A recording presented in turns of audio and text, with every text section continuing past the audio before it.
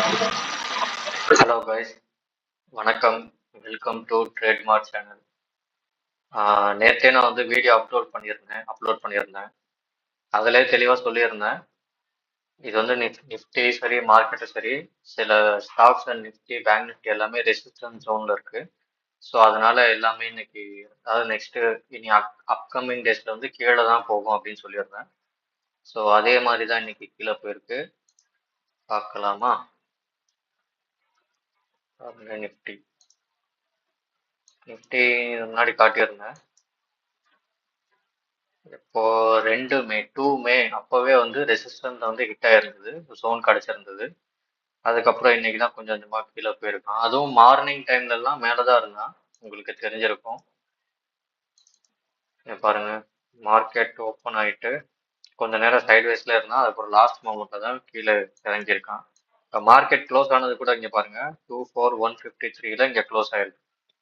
சரிங்களா? பட் இங்கே டே கேண்டில்ல எங்கே க்ளோஸ் காட்டுது பாருங்க. டே கேண்டில் 273ல க்ளோஸ் காட்டுது. அதாவது போஸ்ட் மார்க்கெட்டுக்கு அப்புறம் அந்த ஆவரேஜ் பண்ணுவாங்கல்ல, அந்த மாதிரி ஆவரேஜ் பண்ணும்போது மேலே போய் இங்கே க்ளோஸ் ஆயிருக்கு. ஸோ நிஃப்டி மட்டும்தான் ரெசிஸ்டன்ஸ்ல இருக்கான்னா இல்லை, கிஃப்ட் நிஃப்டியும் நான் இங்கே பாருங்க எப்போ கொடுத்துருக்கேன்னு மட்டும் பாருங்க. சர்ச் பாக்ஸில் gift Nifty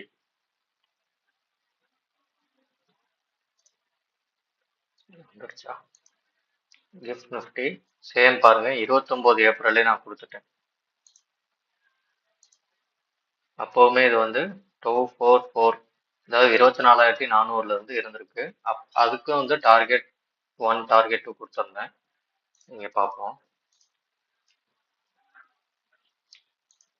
Nifty gift Nifty பாருங்க, இந்த 29ஆம் தேதி ஹிட் ஆயிடுச்சு. பட் வந்து 4-5 டேஸ் இதுலயே வந்து கன்சாலிடேட் ஆயிருந்துருக்கு.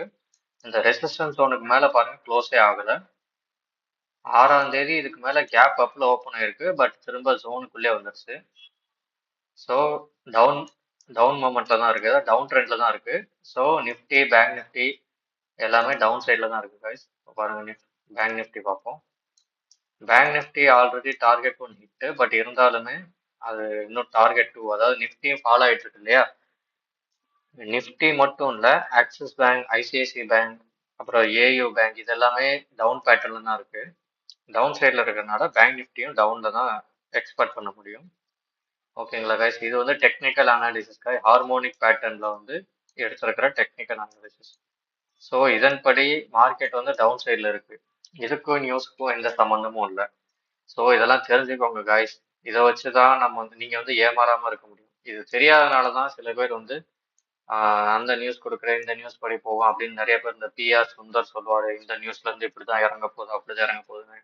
அதெல்லாம் இல்லை காய்ஸ், டெக்னிக்கல் அனாலிசிஸ்ல அவரும் பார்த்துட்டு பார்த்துட்டே இருந்தாலும் மக்களை ஈர்க்கிறதுக்காக அவங்க அந்த மாதிரிலாம் சொல்லுவாங்க. ஸோ நம்பாதீங்க, சேஃபா இருந்துக்கோங்க. இன்னைக்கு பாருங்க, எம்ஆர்எஃப் வந்து நான் ஆல்ரெடி இதுக்கு முன்னாடி ஒரு டார்கெட் கொடுத்துருந்தேன், அதாவது என்ட்ரி கொடுத்துருந்தேன். அது வந்து பட் எஸ்எல் ஹிட் ஆயிருக்கு. அது இதுக்கு முன்னாடி எஸ்எல் ஹிட் ஆயிருக்கும். அதுக்கப்புறம் இன்னைக்கு தான் என்ட்ரி கிடைச்சது. அதான் சொல்றேன் பாருங்க. இதோட தேதி அப்போ ஏப்ரல் 29. ஏப்ரல் 29ல எம்ஆர்எஃப் ஃபர்ஸ்ட் டைம் கொடுத்தப்ப 1.7% வந்து எஸ்எல் ஹிட் அப்படின்னு கொடுத்துருக்கேன். இப்போ நெக்ஸ்ட் வந்து இன்னைக்கு தான் வந்திருக்கு, பார்த்தீங்கன்னா தெரிஞ்சிருக்கும். Today MRF new entry for sell side அப்படின்னு 11:30க்கு நான் கொடுத்துட்டேன். அதை இப்போ பார்ப்போம். இதோ today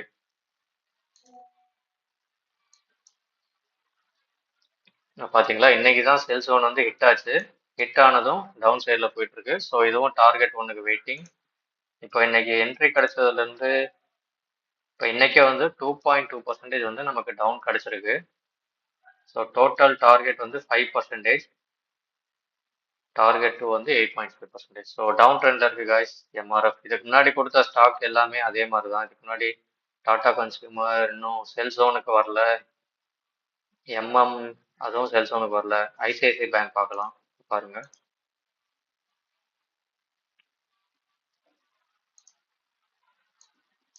ICICI bank 2 reversal zone இருக்கு. இங்கே ஒன்று இருக்கு, ப்ளஸ் இன்னொன்று அதுக்கு மேலேயும் இருக்கு. ஸோ ஐசிஐசிஐ பேங்க் ஸ்ட்ராங் ரிவர்சல்ல இருக்கு guys. இதெல்லாம் உடைச்சிட்டு ஒரே நாள்ல 4-5% மேல போய் க்ளோஸ் பண்ணாதான் உண்டு டவுன் ட்ரெண்டுக்கு, அப் ட்ரெண்டுக்கு. ஸோ இப்போ வந்து டவுன் ட்ரெண்ட்ல தான் இருக்கு guys. காலையில ஃபுல்லா மேல தான் போச்சு, திரும்ப பாருங்க கீழே வந்துருச்சு. ஸோ இதை நீங்க இன்ட்ராடேல இருந்தீங்கன்னா ரொம்ப ரிஸ்க் guys. இன்ட்ராடேல இருந்து மண்டே பிச்சுக்கு வைக்கும், ஹாஃப் டே மேல இருக்கும், நெக்ஸ்ட் ஹாஃப் டே கீழே இருக்கும். இதனால தான் நீங்க லாஸ் பண்ணுவீங்க. ஸோ இது வந்து பொறுமையா பண்ணலாம் ஸ்விங் ட்ரேடிங். என்ன கொஞ்சம் டைம் ஆகும் அவ்வளவுதான். பட் 100% ஷியோரிட்டி இருக்கு, இதுல ப்ராஃபிட் நல்லா கெயின் பண்ணலாம். பட் பொறுமை வேணும் guys, அவ்வளவுதான். வேற என்ன? நிறைய வந்து இப்ப பாருங்க, நிறைய வந்து இதுக்கு முன்னாடி கொடுத்ததே வந்து டார்கெட்லாம் ஹிட் பண்ணிட்டு திரும்ப ஜோன்ல இருந்து ஃபால் ஆகுது. இப்ப பாரதி ஏர்டெல் பாருங்க, ஆல்ரெடி நான் இங்க கொடுத்துருந்தேன். 21 ஏப்ரல்லே டார்கெட் ஒன்று ஹிட்டு முடிஞ்சதுக்கு அப்புறமும் திரும்ப ரெசிஸ்டன்ஸ் ஜோனுக்கு போயிருக்கு பாருங்க.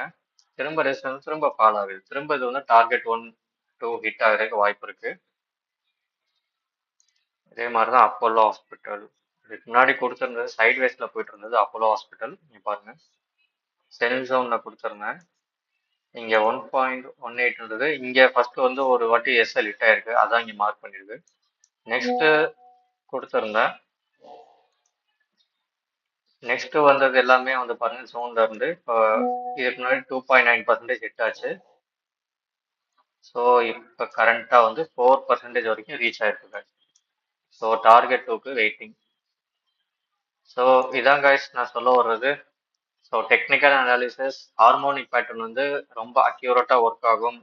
எஸ்எல் வந்து கம்மியாக தான் விழும். ப்ராஃபிட்டுக்கு வந்து 100% கேரண்டி தரும்.